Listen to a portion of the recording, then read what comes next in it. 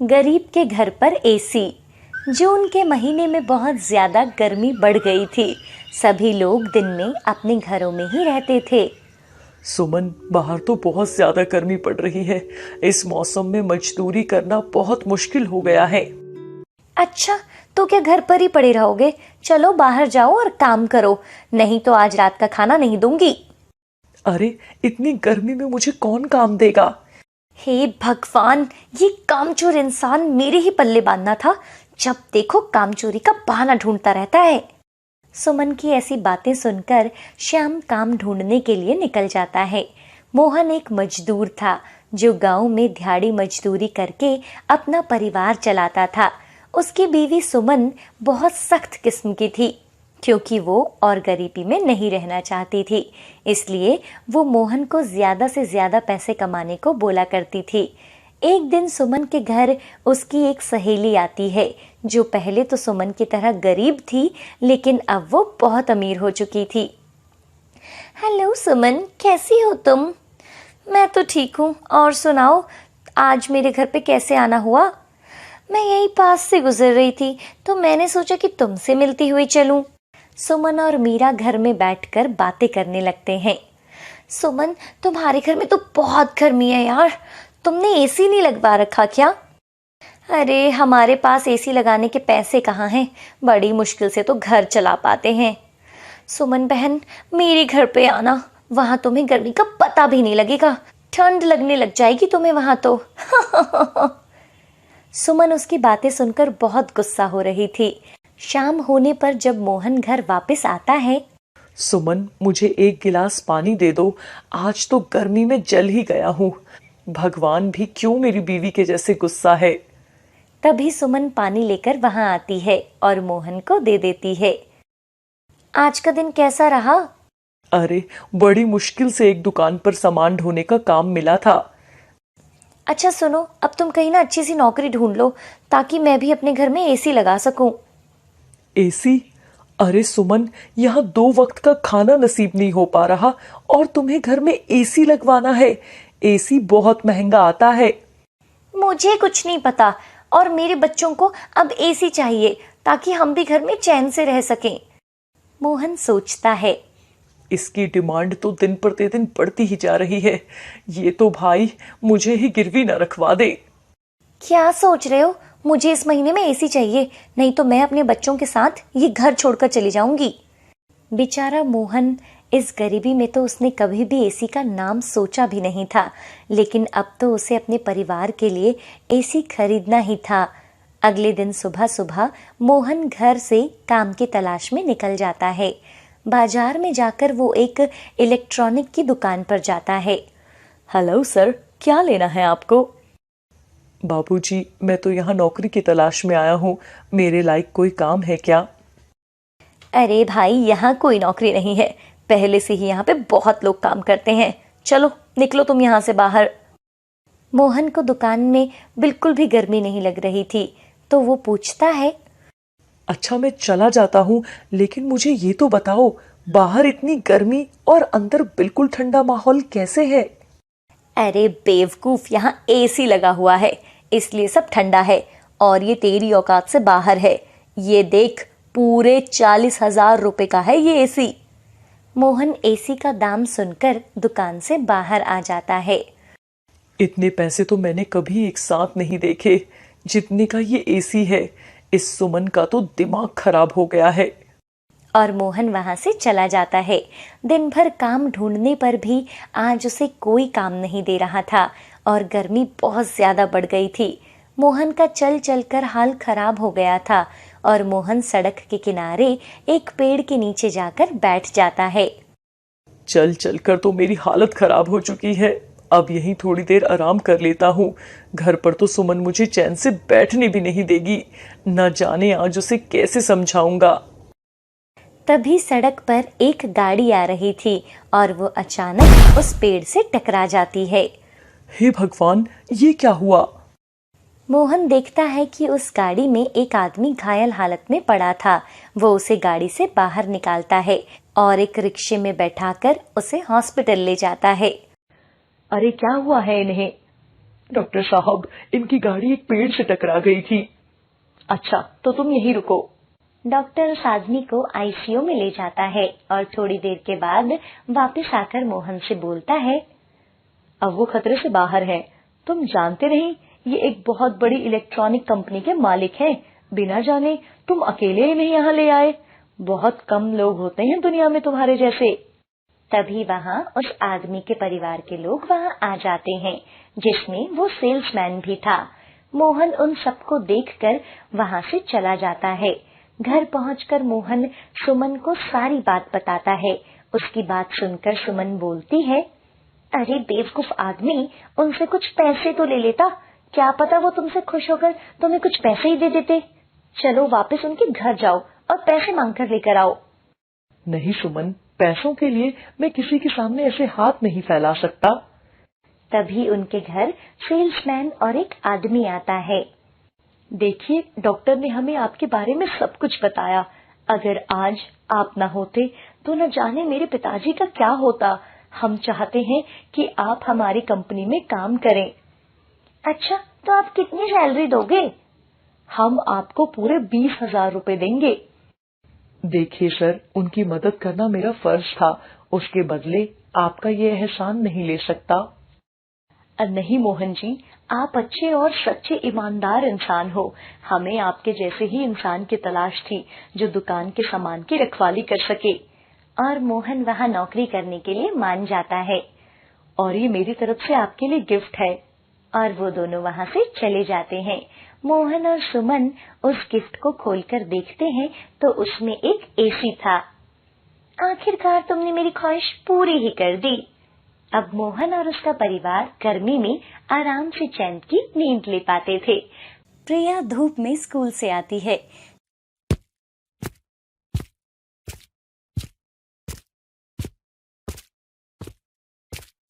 गर्मी से उसका चेहरा लाल पड़ा था। प्रिया की माँ सुमन पानी का गिलास भरकर प्रिया को देती है। ले बेटा, पानी पी ले, बाहर बहुत गर्मी है ना। प्रिया पानी पीती है। ये पानी तो बहुत गर्म हो गया है माँ, ठंडा पानी पीने का मन कर रहा है। बेटा, मैंने सुबह ही पानी भर कर रखा था, लेकिन गर्मी की वजह से ये गर्म हो गया है।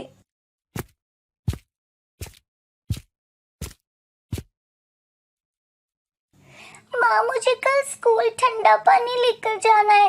पता है, मेरी क्लास के सब बच्चे बोतल में बर्फ जमा कर लाते हैं और पूरा दिन ठंडा पानी पीते हैं। प्रिया बेटा, तुझे पता है ना, अभी तेरे पिता और मैं इतना नहीं कमाते कि हम इतना महंगा फ्रिज खरीद सके। अगर तुझे बर्फ से जमा हुआ पानी ही लेना है तो एक काम कर, शाम को ही शारदा भाभी के घर अपनी पानी की बोतल दे आना। वो फ्रिज में जमा देंगी। फिर तू कल स्कूल लेते जाना और दिन भर ठंडा पानी पीना। सुमन लोगों के घरों में साफ सफाई का काम करती थी और मोहन भी मेहनत मजदूरी करके अपने परिवार को पाल रहा था। वो दोनों कैसे भी करके अपनी बेटी को पढ़ा रहे थे। शारदा सुमन के पड़ोस में रहती थी और उनके घर में फ्रिज था। सुमन कई बार शारदा के घर से ठंडा पानी ले आती थी। ठीक है माँ, मैं अभी पानी की बोतल भरकर शारदा चाची को दे आती हूँ। और प्रिया पानी की बोतल भरकर शारदा के घर जाती है। प्रिया जब उसके घर पहुंचती है तो सब दोपहर को अपने घरों के अंदर सो रहे थे। प्रिया घर के बाहर से आवाज लगाती है। प्रिया की आवाज सुनकर शारदा उठती है। एक तो ये आराम से सोने भी नहीं देते, इतनी गर्मी में भी अपने घर नहीं रुकते। शारदा देखती है कि प्रिया पानी की बोतल हाथ में लिए वहाँ खड़ी थी। क्या है, इतनी दोपहर में यहाँ क्या कर रही हो? क्या हुआ? चाची जी, मेरी पानी की भरी बोतल को आप अपनी फ्रिज में रख दो। इसको बर्फ बनाने वाले हिस्से में रखना ताकि सुबह तक इसमें बर्फ जम जाए। फिर स्कूल में पूरा दिन ठंडा पानी पीऊंगी। हमारे फ्रिज में बिल्कुल जगह नहीं है, बहुत सामान है फ्रिज में। ऐसा कहकर शारदा अपने कमरे में चली जाती है। शारदा की बात सुनकर प्रिया को बहुत बुरा लगता है और वो उदास मन से घर लौट आती है। प्रिया को देख सुमन पूछती है, क्या हुआ, ऐसे क्यों आई हो? प्रिया दुखी मन से अपनी माँ को सारी बात बताती है। अगली सुबह सुमन काम पर जाती है और जल्दी जल्दी अपना काम खत्म करती है। मालकिन, मुझे थोड़ी बर्फ दे दो, मेरी बेटी ठंडा पानी पीना चाहती है। सुमन, आज सुबह ही हमारा फ्रिज खराब हो गया है, अभी कुछ दिन बाद ठीक हो पाएगा। और सुमन भी वहां से निराश होकर चली जाती है। शाम को सुमन अपने पति से बोलती है, आज प्रिया बोल रही थी कि वो कल स्कूल के बाकी बच्चों की तरह वो भी पानी की बोतल में बर्फ जमा कर लेकर जाना चाहती है। तो मोहन भाई के घर में फ्रिज है ना, वहाँ रखाती। प्रिया आज गई थी वहां, लेकिन शारदा ने उसे मना कर दिया। देखो सुमन, मेरे पास इतने पैसे नहीं है कि मैं फ्रिज खरीद सकूं। बड़ी मुश्किल से प्रिया के स्कूल का खर्चा उठा पा रहे हैं हम। गर्मी की वजह से अपनी फसल भी बर्बाद हो रही है और बाहर कोई काम भी नहीं मिल रहा है। कह तो आप ठीक ही रहे हो। और वो तीनों खाना खाकर सो जाते हैं। अगले दिन प्रिया स्कूल से वापस आ रही थी। रास्ते में उसे एक बूढ़ी औरत बेहोश पड़ी मिलती है। प्रिया की नजर जैसे ही उस पर पड़ती है, वो दौड़कर उसके पास जाती है। अरे, ये तो बेहोश है। प्रिया जल्दी से अपने बैग से बोतल निकालती है और उनको पानी पिलाती है और उस बूढ़ी औरत को होश आ जाता है। तुम्हारा बहुत बहुत धन्यवाद बेटा, जो तुमने मुझे पानी पिलाया। गर्मी की वजह से मुझे चक्कर आ गया था और मैं बेहोश हो गई थी, लेकिन तुम्हारे अलावा किसी ने भी मेरी मदद नहीं की। लेकिन बोतल का पानी बहुत गर्म था, इसलिए आज मैंने पानी नहीं पिया। अरे मेरी बच्ची, अब तुझे गर्मी में कभी प्यासा नहीं रहना पड़ेगा। और वो औरत प्रिया को एक कलश देती है। ये कोई साधारण कलश नहीं है, इसमें रोज कुछ सोने के सिक्के मिलेंगे, जिससे तुम अपनी गरीबी दूर कर सकती हो और जरूरतमंदों की मदद कर सकती हो। प्रिया उस कलश को देखने लगती है और वो औरत वहां से गायब हो जाती है। अरे, वो अम्मा कहाँ गई? और प्रिया उस कलश को लेकर अपने घर आ जाती है और सारी बात अपनी माँ को बताती है। अगली सुबह जब वो कलश देखते हैं तो उसमें बहुत से सोने के सिक्के थे। प्रिया, इसमें तो सच में सोने के सिक्के हैं। और वो सभी बहुत खुश होते हैं। उनकी सभी परेशानियां खत्म हो गई थी और वो खुशी खुशी रहने लगते हैं। जादुई फूल। मंगला डंडे से पेड़ की टहनियां खींचकर तोड़ रही थी और बूढ़ी अम्मा अपने घर के अंदर सो रही थी। अरे, ये कैसी आवाज आ रही थी? अम्मा जैसे ही बाहर आकर देखती है तो मंगला पेड़ की टहनियां तोड़ रही थी और उसने बहुत सारे फूल तोड़े थे। अरे, तुम यहाँ क्या कर रही हो? पूरे पेड़ की टहनियां तोड़ देती हो है, लेकिन वो तो तुम्हारी तरह नहीं करती। देखो कैसे पूरे पेड़ के नीचे टहनियां बिखेर दी हैं। हाँ, तुम जब देखो उसी की तारीफ करती रहती हो। ऐसा करना, ये गंदगी भी ना उसी से साफ करवा लेना। हाँ हाँ, वो तो हर रोज बेचारी अनीता आकर करती ही है। मंगला फूल लेकर अपने घर जाती है और अपना डंडा जोर से जमीन पर पटकती है। जरा से फूल तोड़ती हूँ, इनको तभी आग पड़ जाती है जैसे कोई सोना तोड़ लिया हो। मंगला की आवाज सुनकर उसका पति गोपाल उठ जाता है। अरे, तुम इतनी सुबह सुबह कहाँ से आ रही हो? फूल तोड़कर लाई हूँ, लेकिन ये बुढ़िया उसमें भी इतनी सारी बातें सुना देती है। फूल तोड़कर आई हो या टहनियां तोड़कर आई हो? फूलों से ज्यादा तो तुम पेड़ की टहनियां तोड़ती हो और फिर सब लोग मुझे बोलते हैं। तुम तो चुप रहो, मेरा दिमाग खराब मत करो। जब देखो फालतू बोलते रहते हो। हाँ हाँ, तुम तो जैसे बहुत अच्छा काम करती हो। मंदिर तो जाती नहीं, बस पूजा के बहाने लोगों के फूल तोड़ती रहती हो और फिर सारे फूल यहाँ पड़े पड़े सूखते रहते हैं। एक दिन मंगला पेड़ से फूल उतार रही थी। तभी एक बूढ़े बाबा की आवाज आती है। अरे बेटा, मेरे लिए भी कुछ फूल उतार दो। खुद नहीं उतार सकते क्या? खुद तो आराम से बैठे हो। बेटा, अभी मैं बूढ़ा हो गया हूँ और मेरे अंदर इतनी हिम्मत नहीं कि मैं पेड़ से खुद जाकर फूल उतार लो। बूढ़े हो गए हो तो मैं क्या करूं? तभी वहां अनीता भी आ जाती है और बूढ़े बाबा की आवाज सुनती है। बाबा, मैं आपके लिए फूल तोड़ देती हूँ, आप चिंता मत कीजिए। तुम क्यों तोड़ोगी? हाँ, वो मुझे बोल रहे हैं ना, सब जानती हूँ मैं। लोगों के सामने अपने आप को अच्छा दिखाना चाहती हो ना? ऐसा कुछ नहीं है मंगला, वो बाबा जी चल नहीं सकते, इसलिए मैं उनकी मदद कर रही हूँ। मंगला ने जो पेड़ की टहनियां वहां तोड़ी थी, अनीता उन्हीं टहनियों से कुछ फूल तोड़ती है और कुछ फूल बाबा को देती है। जब अनीता बाबा के पास जाती है, बाबा जी ये लीजिए, आपको फूल पूजा करने के लिए चाहिए थे ना? हाँ बेटा, मुझे पूजा करनी है, मैं तुम्हें कुछ देना चाहता हूँ। बाबा एक मोतियों की माला निकालते हैं। ये लो बेटा, मेरा आशीर्वाद है जो तुम्हें मैं देना चाहता हूँ। और वो अनीता को एक मोतियों की माला देते हैं। अरे बाबा, ये माला मुझे नहीं चाहिए, आप इसे रख लीजिए। क्या माला? ये साधु इसको माला दे रहा है, वो भी मोतियों की माला। ये फूल तो कोई जादुई फूल है। मैं भी कुछ फूल ना बाबा को दे देती हूँ, फिर मुझे भी मोतियों की माला मिल जाएगी। बाबा, मुझे ना आप पर दया आ गई है, तो ये मैंने कुछ फूल जो है पेड़ से उतारे हैं, आप ना ये रख लीजिए। ये अनीता ने तो नीचे गिरी हुई टहनियों से फूल तोड़े हैं, उनको तो मिट्टी भी लगी होगी। भगवान के द्वार पर तो एकदम साफ फूल अर्पित किए जाते हैं ना, तो ये लीजिए ताजा फूल। ठीक है बेटी, तुम भी दे दो। सब फूल एक जैसे ही हैं, कुछ भी गंदगी नहीं है बेटा। अगर कुछ गंदा है तो वो तुम्हारी सोच है। वैसे मैं किसी से प्रसाद लेती तो नहीं हूँ, लेकिन आपसे ले लेती हूँ। हाँ हाँ, आ जाओ, तुम भी ले लो। और वो बाबा मंगला को भी एक मोतियों की माला देते हैं। अरे वाह, कितनी अच्छी माला है मोतियों की।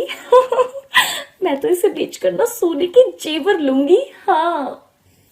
उसके बाद दोनों अपने घर चले जाते हैं। अनीता अपनी माला घर में रख देती है, उसे इस चीज का कोई लालच नहीं था। कैसे भी करके मुझे उस अनीता की माला चुरानी है, लेकिन कैसे लूं? अगले दिन मंगला मोतियों की माला गले में पहनकर फूल तोड़ने जाती है। वो पेड़ से फूल तोड़ रही थी, तभी अनीता भी वहां आती है। मंगला, तुम रहने दो, मैं फूल तोड़ती हूँ और मैं कुछ तुम्हारे लिए भी तोड़ देती हूँ। अनीता फूल तोड़ती है, मंगला को भी वो फूल देती है और वहां से वो चली जाती है। उसके जाने के बाद, हाय मैं लुट गई, हाय हाय मेरी मोतियों की माला कहाँ गुम हो गई। उसकी आवाज सुनकर बहुत से लोग वहां आ जाते हैं। अरे बहन मंगला, क्या हुआ, क्यों रो रही हो? मुझे कल ही बाबा जी ने मोतियों की माला दी थी, ये पता नहीं यहीं कहीं गुम हो गई है। सब लोग उसकी माला को ढूंढते हैं। यहाँ तो कोई नहीं आया था। हाँ, वो अनीता भी यहाँ से ही गई है फूल लेकर। उससे पूछ लो, क्या पता उसे मिली हो। तभी मंगला लोगों को लेकर अनीता के घर जाती है। अनीता, ओ अनीता, जरा बाहर आ। अनीता बाहर आती है तो उसने अपने गले में मोतियों की माला पहनी हुई थी। ये जो तुमने गले में माला पहनी है, वो मंगला बहन जी की है। अरे ये तो मेरी है, मुझे बाबा जी ने कल दी थी। अच्छा जी, कौन से बाबा तुम्हें ऐसी माला देगा? ये ना मेरी माला है, इसके साथ की माला देखो मेरे पास है। ये दोनों मालाएं मेरे मायके वालों ने मुझे दी थी। वो तो फूल तोड़ते समय वो गिर गई और इसने उठाकर अपने गले में पहन ली। ये तुम क्या बोल रही हो मंगला? भला मैं तुम्हारी चीजें क्यों उठाऊंगी? मुझे इन चीजों का कोई लालच नहीं है। अरे अरे अरे अरे, कितना झूठ बोल रही हो। अगर तुम्हें ये माला पसंद आई थी तो मुझे बोल देती, मैं वैसे ही तुम्हें पहनने को दे देती। अनीता अपनी माला उतार कर मंगला को दे देती है। ये लो, मुझे कुछ नहीं चाहिए, तुम चली जाओ यहाँ से। सब लोग अनीता को चोर समझ रहे थे। अनीता रोते रोते अपने घर के अंदर जाती है। अरे वाह, दोनों मोतियों की माला मेरे गले में कितनी सुंदर लगेगी। मंगला जैसे ही वो माला अपने गले में डालती है तो वो माला कीड़ों की माला बन जाती है। हाय बचाओ मुझे, ये कीड़े कहाँ से आ गए? अरे भगवान, भगवान मुझे बचाओ, ये कीड़े कहाँ से आ गए? सब लोग डर जाते हैं और देखते हैं कि माला की जगह मंगला का गला कीड़ों से भर जाता है। सबकी आवाज सुनकर अनीता भी घर से बाहर आती है। तभी वहां वो बाबा दिखाई देते हैं। मुझे माफ कर दो, मुझे कोई माला नहीं चाहिए, मुझे प्लीज इन कीड़ों से बचा लो। देखा, तुम्हारे लालच का नतीजा। माफी मुझसे नहीं अनीता से मांगो। मुझे माफ कर दे बहन, मैं लालच में आ गई थी। बाबा इसको माफ कर दो, इससे गलती हो गई है। तभी बाबा अपनी शक्ति से सब कीड़ों को गायब कर देते हैं। मंगला मोतियों की माला अनीता के हाथों में दे देती है। मुझे माफ कर दो, ये तुम्हारी माला है। अनीता मंगला को माफ कर देती है। अब मंगला अनीता के साथ बहुत अच्छे से रहती थी। अब वो फूल तोड़ते समय टहनियां भी नहीं तोड़ती थी और सबसे प्यार से बात करती थी। हाय एवरीवन, आपको ये स्टोरी कैसी लगी हमें कमेंट करके बताना ना भूलें। और अगर आप हमारे चैनल पर नए हैं तो हमारे चैनल को अभी सब्सक्राइब कर लीजिए। Bye bye.